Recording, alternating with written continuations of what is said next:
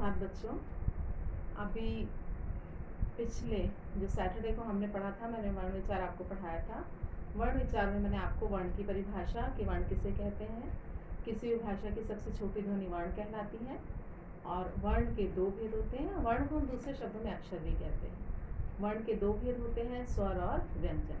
स्वरों का उच्चारण स्वतंत्र होता है और जो व्यंजन है वो बिना स्वरों की सहायता के नहीं उच्चरित होते, नहीं बोले जाते और नहीं लिखे जाते। ठीक है, ये क्लियर था।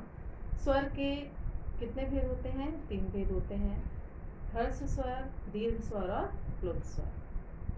जिस स्वर के उच्चारण में सबसे कम समय लगता है वो ह्रस्व स्वर है। जिन स्वरों के उच्चारण में ह्रस्व स्वर से दुगना समय लगता है वो दीर्घ स्वर है, और जिन स्वरों के उच्चारण में जिस स्वर के उच्चारण में ह्रस्व स्वर से 3 गुना समय लगता है वो है प्लुत स्वर। केवल एक ओम जो है वो प्लुत स्वर का उदाहरण है। ये मैंने आपको समझाया था। आपको व्यंजन के बारे में मैंने बताया था कि व्यंजन के भी 3 भेद हैं। स्पर्श व्यंजन, क से लेकर म तक जो 25 व्यंजन है वो स्पर्श व्यंजन है, और वो स्पर्श व्यंजन इसलिए है क्योंकि जब हम इनका उच्चारण करते हैं तो जो हमारी जीभ है, जिह्वा, वो मुख के किसी न किसी अवयव, किसी न किसी अंग, अंदर के अंग, मुख के अंदर जो है, दांत है, मूर्धा है, तालु है, इनका स्पर्श करती है। इसलिए इन्हें हम स्पर्श व्यंजन कहते हैं। उसके बाद है अंतःस्थ। य, र, ल, व, अंतःस्थ 4 व्यंजन है, अंतःस्थ कहलाते हैं। अंतःस्थ क्यों कहलाते हैं? आप यहाँ पर हाथ रखें और बोले य, र, ल, व। यहाँ एक कंपन सा पैदा होगा, अर्थात ये ध्वनि जो है, ये व्यंजन कहाँ से ध्वनि आती है? अंदर से निकल के, इसलिए इसको हम अंतःस्थ व्यंजन कहते हैं। ऊष्म व्यंजन श, श, स, ह, ये 4 जो व्यंजन है वो ऊष्म है। ऊष्म इसलिए है, आप इनको उच्चारित करें, उनको बोलें आप श, श, स, ह मेरे साथ, तो मुंह में ऊष्मा सी पैदा होती है, इसलिए इन्हें हम ऊष्म व्यंजन कहते हैं। तो ये तो था स्वर और व्यंजन का परिचय कि स्वर कितने हैं, व्यंजन कितने हैं, स्वर किसे कहते हैं, व्यंजन किसे कहते हैं। अब हम करेंगे अभ्यास। ठीक है, क्वेश्चन आंसर्स मैंने आपको अप्रैल में ही करा दिए थे। ठीक है, उसके लिए आपको पेन लेने की ज़रूरत नहीं है। जो क्वेश्चन आंसर्स मैंने कराए थे वही आप करें कॉपी में। हम अभ्यास ज़रूर देख लेते हैं इनका। तो फर्स्ट सेकंड जो क्वेश्चन है हमारा वो है निम्नलिखित के दो उदाहरण आप लिखिए। तो निम्नलिखित के आपको दो उदाहरण, आपको दो उदाहरण लिखना है। ठीक है, कॉपी में ये काम करना है आपको, डेट डालेंगे और आप काम करेंगे। इसमें दिया हुआ है क, दीर्घ स्वर। तो दीर्घ स्वर का उदाहरण, तो अब जैसे दीर्घ स्वर कौन कौन से हैं? आ, ई, उ, ए, ओ, औ, ये दीर्घ स्वर है। तो इसका हम उदाहरण दे सकते हैं आसमान, क्योंकि इसमें आ जो है वो क्या है? दीर्घ स्वर है। ठीक है, दूसरा ईश्वर, क्योंकि ई जो है इसमें क्या है? ये दीर्घ स्वर है। अब उसके बाद ख है अंतःस्थ व्यंजन। अंतःस्थ व्यंजन कौन कौन से हैं? य, र, ल, व, ये है अंतःस्थ व्यंजन। ठीक है, इनके दो उदाहरण हम देंगे। तो हमने एक दिया मैंने यमुना, और एक है वन। ठीक है, अब है अयोग वहाँ। तो अंग और आहा है ना, ये अयोग वहाँ है। अयोग वहाँ वे होते हैं जो ना तो होते हैं स्वर और ना ही व्यंजन। इनको ना तो स्वरों में इनकी गिनती होती है और ना व्यंजनों में है। वो है अंग और आहा।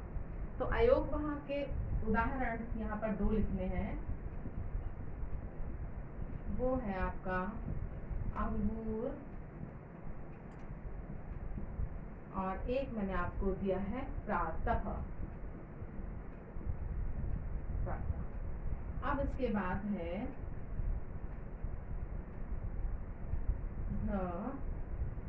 स्पर्श व्यंजन। स्पर्श व्यंजन क से लेकर म तक के जो व्यंजन है वो है स्पर्श व्यंजन। स्पर्श व्यंजन में कमल और महल। ठीक है,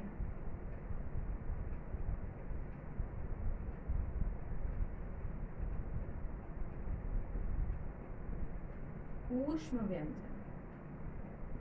ऊष्म व्यंजन के वो 2 उदाहरण बोल रहा है। तो ऊष्म व्यंजन के दो उदाहरण हैं आपके, शक्कर और शक्कर और षटकोण। ठीक है, ये तो है आपका क्वेश्चन नंबर 2। ये किस में करेंगे, आपको करना है ये कॉपी में, ये होगा आपका कॉपी में। ठीक है, अब क्वेश्चन नंबर 3 जो है उसमें आपको क्या करना है, स्वर तथा व्यंजन से प्रारंभ होने वाले शब्दों को आप छांटकर अलग कीजिए। यहाँ मैं क्वेश्चन नहीं उतार रही हूँ, आप क्वेश्चन लिख लीजिएगा, प्रश्न आप खुद ही लिखिएगा, थर्ड वाला। ठीक है ना, क्योंकि मैं इस पे उतारूं बेवजह कोई मतलब नहीं है। आप मेरी बात को सुनिए अच्छी तरह से। क्वेश्चन नंबर 3 कॉपी में होगा और इसमें आप प्रश्न खुद लिखिए, क्योंकि मैं ब्लैक बोर्ड पे, मैं व्हाइट बोर्ड पे खुद प्रश्न नहीं लिख रही हूँ अभी। आप समझ जाइए, स्वर तथा व्यंजन से प्रारंभ होने वाले शब्दों को छांट करके अलग करना है।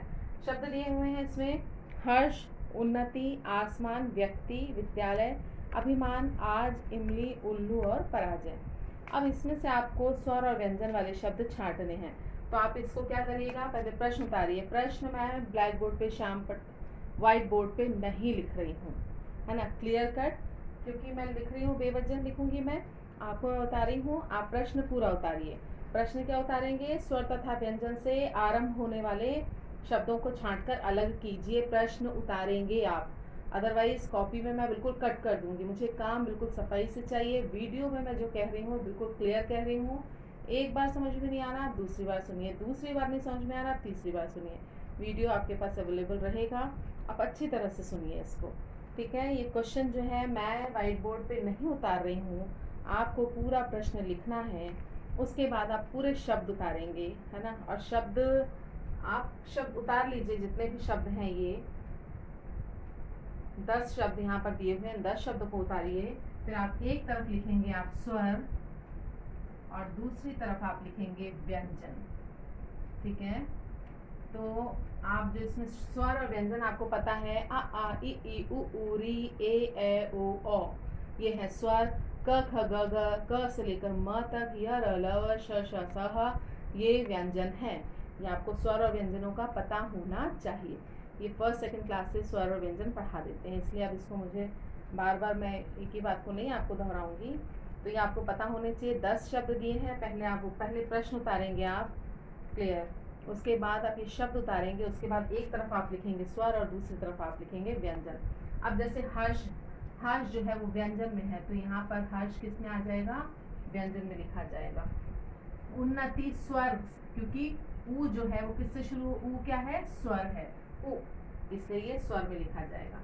आसमान जो है वो किस में आएगा, स्वर में आएगा, क्योंकि आ जो है वो स्वर है। व्यक्ति व्यंजन है, क्योंकि वह जो है वो क्या है, व्यंजन है। ठीक है, अब उसके बाद है विद्यालय। विद्यालय भी किस में लिखा जाएगा, व्यंजन में लिखा जाएगा। अब उसके बाद है अभिमान। अ जो है वो है स्वर, इसलिए अभिमान आपका स्वर में आएगा। मैंने कहा काम मुझे बिल्कुल सफाई से चाहिए और काम मुझे बिल्कुल सही चाहिए। आपको वीडियो एक बार क्लियर नहीं हो रहा, दूसरी बार देखें, दूसरी बार नहीं हो रहा, तीसरी बार देखें। नहीं समझ में आ रहा है, आप मुझसे फ़ोन करके या आप मुझसे मैसेज करके आप पूछ सकते हैं। गलत काम मुझे बिल्कुल नहीं चाहिए। आज जो है वो आएगा, क्योंकि आ स्वर है, इसलिए आज जो आएगा वो स्वर में लिखा जाएगा। इमली भी स्वर में ही आएगी, क्योंकि इमली क्या है, ई जो है वो स्वर है। उल्लू भी स्वर है। अब पराजय जो है वो है व्यंजन। तो आप देखिए, क्योंकि प जो है वो क्या है, व्यंजन है। अब आप देखें इसमें हर्ष व्यंजन, उन्नति स्वर, आसमान स्वर, व्यक्ति व्यंजन, विद्यालय व्यंजन, अभिमान स्वर, आज स्वर, इमली स्वर, उल्लू स्वर और पराजय जो है वो व्यंजन में लिखा जाएगा। ये आप देख लीजिए अच्छी तरह से। ठीक है, ये इस तरीके से क्वेश्चन आप उतारेंगे। क्वेश्चन जैसे मैंने छोड़ा है इस तरीके से आप नहीं छोड़ेंगे, क्योंकि मैं लिखूंगी बेवजह, कोई इसका मतलब नहीं है। क्लियर, तो ये है आपका थर्ड क्वेश्चन। तो ये आप कॉपी में, ये दोनों कॉपी में करेंगे, इसको भी आपको कॉपी में करना है। कॉपी यहाँ मैं इसलिए आपको कॉपी नहीं लिखना है, यहाँ मैं इसलिए लिख रही हूँ ताकि आपको ध्यान रहे कि ये भी कॉपी में होगा और ये भी कॉपी में ही होगा। अब इसके बाद आएंगे सही विकल्प का चयन करें। Question number 4।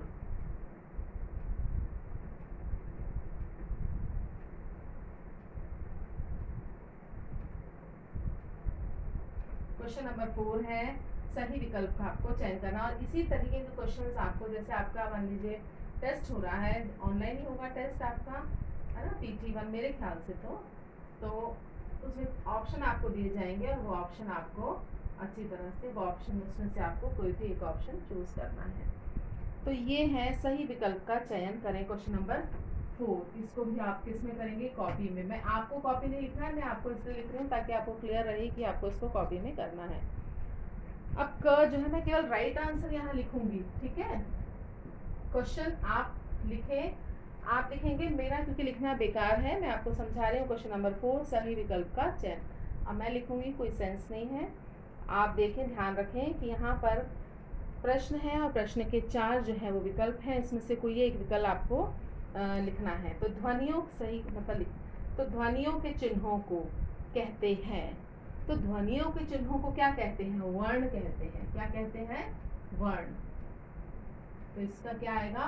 वर्ण। क वाले का राइट जो है ऑप्शन है वो है वर्ण, ठीक है। अब इसके बाद ख वाले का, ख है वो है आपका वर्णों के क्रमबद्ध समूह को। तो 4 आपके इसमें विकल्प हैं, इसमें सही विकल्प है आपका वर्णमाला। क्या है? वर्णमाला। काम सफाई से होगा, मात्राओं का ध्यान रखा जाएगा। तो वर्णमाला। अब ग है व्यंजन डैश प्रकार के होते हैं। तो व्यंजन, इसमें ऑप्शन आपके विकल्प दिए हुए हैं 4, 3, 2 और 5। इसमें सही विकल्प है 3। व्यंजन कितने प्रकार के होते हैं? 3। कौन कौन से? स्पर्श व्यंजन, अंतःस्थ व्यंजन और ऊष्म व्यंजन। इसलिए इसका सही विकल्प है 3। अब है इसके बाद घ। घ है वर्ण कितने प्रकार के होते हैं? तो यहाँ इसके विकल्प दिए हुए हैं 2, 4, 6 और 3। तो वर्ण कितने प्रकार के होते हैं? वर्ण होते हैं 2 प्रकार के, स्वर और व्यंजन। इसलिए इसका सही विकल्प है 2। अब उसके बाद है अंगा। इसका देखिए, प्रश्न है आपका स्वरों का प्रयोग डैश के रूप में भी होता है। स्वरों का प्रयोग डैश के रूप में भी होता है। व्यंजनों, मात्रा, वर्णों और दीर्घ। तो स्वरों का प्रयोग किसके रूप में होता है? मात्रा। तो इसका सही विकल्प है मात्रा, ठीक है। अब इसके बाद है च। च है आपका जिस व्यंजन के नीचे हलंत लगा होता है। हलंत समझते हैं ना, इस तरीके का चिन्ह, तो ये है हलंत। तो जिस व्यंजन के नीचे हलंत लगा होता है उसे डैश रहित व्यंजन कहते हैं। 4 विकल्प दिए हुए हैं, मात्रा, स्वर, ध्वनि और व्यंजन। सही विकल्प है आपका स्वर।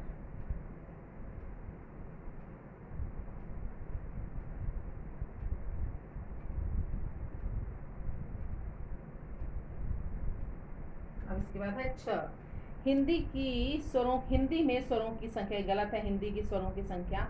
तो हिंदी में स्वरों की संख्या कितनी है? इसमें 4 विकल्प हैं, 13, 11, 12 और 33। तो स्वर कितने हैं? 11। तो सही विकल्प क्या है? 11। तो ये आप देखें, ये है आपका सही विकल्प का आप चयन करना है। इसी टाइप के, इसी तरह के जो प्रश्न हैं ये आपको, जो आपका टेस्ट होगा उसमें आएंगे, क्योंकि है ना अब ऑनलाइन ही होगा। ऑनलाइन होगा तो उसमें विकल्प है ना दिए जाएंगे, इस तरीके के प्रश्न आएंगे। तो ये आपका क वाले में है सही उत्तर वर्ण, ख वाले में है वर्णमाला, ग में है 3, घ में है 2, ङ में है मात्रा, च में है स्वर और छ में है 11। तो ये अब आपका जो ये अध्याय 2 है ये कंप्लीट होता है। प्रश्न उत्तर मैंने पहले ही दे दिए थे आपको। अभ्यास आपका ये आप बुक के पीछे दिए हुए हैं, ये कर लीजिए, ठीक है। अब नेक्स्ट जो कल क्लास है उसमें हम अध्याय 3, चलिए अध्याय 3 शब्द विचार ले लेंगे, ठीक है। तो हम आप मतलब कल भी हम व्याकरण पढ़ेंगे। और आज आप अपना जो भी मैंने काम दिया है उसको आज का काम आज ही करिए, सफाई से करेंगे, मात्राओं का ध्यान रखेंगे। जब भी हम मिलेंगे कॉपी मैं चेक करूँगी। मैं कोई भी एक्सक्यूज़ नहीं सुनना चाहती, मैम कॉपी भूल गए, कॉपी में ये वो कुछ नहीं। रोज़ का काम रोज़ करिए आप। और मेरे पास आप काम नहीं भेज रहे हैं, क्या बात है? मैंने आपको बताया कि आपको अपने ग्रुप में आपको काम भेजना है ना? तो आप कुछ ही गिने चुने बच्चे हैं जिन्होंने काम पूरा किया और मेरे पास काम भेजा है, बाकी बच्चों ने भेजा ही नहीं, तो मुझे कैसे पता चलेगा कि आप कर रहे हैं या नहीं कर रहे हैं?